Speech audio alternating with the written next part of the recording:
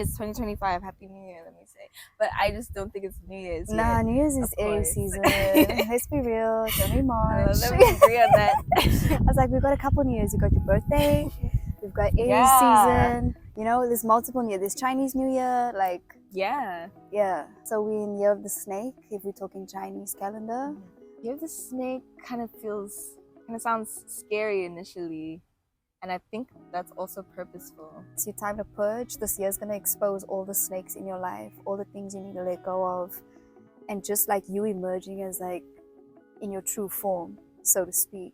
I think it's also a very spiritual year because the node has just gone into Pisces. North node is now in Pisces and the south node is in Virgo. So it's time to like stay prayed up. It's time to get healthy. It's time to take those things very seriously for the next 18 months. This is the year where everything's going to tell you to look outside, but you need to go within. You need to like meditate. You need to pray. You need to do yoga or tai chi or something that calms the mind and the body. Cut out all the distractions. Mainstream media is not your friend. Year 9 feels very final. Kind of make or break, but like True. things that you have learned are not good for you.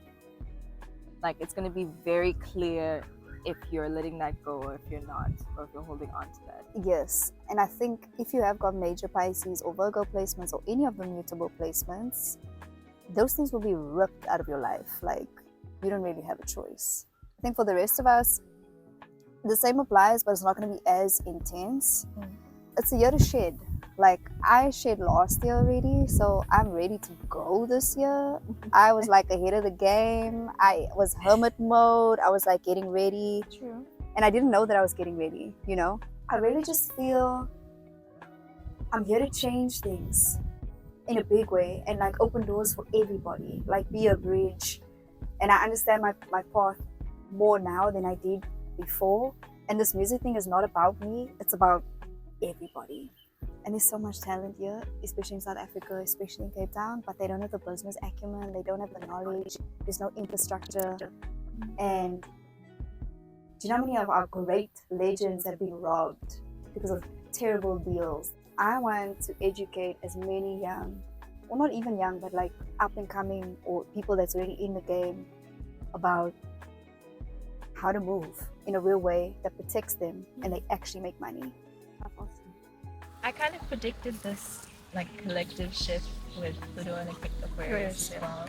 I just didn't at the time connect it to the music industry, but Of course, that people are looking for different ways to distribute and earn a living off of their music, because streaming can work, But also not really. Yeah.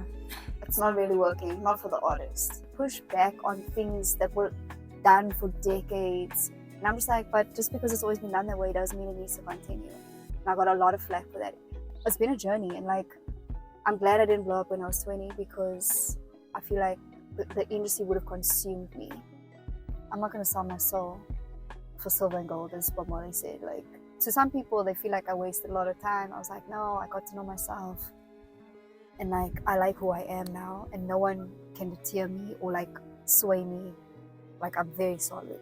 So I feel like I can take on the industry now. And I've been preparing for this my whole life, low-key. I've been, high key. I was like, okay, God, ask me to do.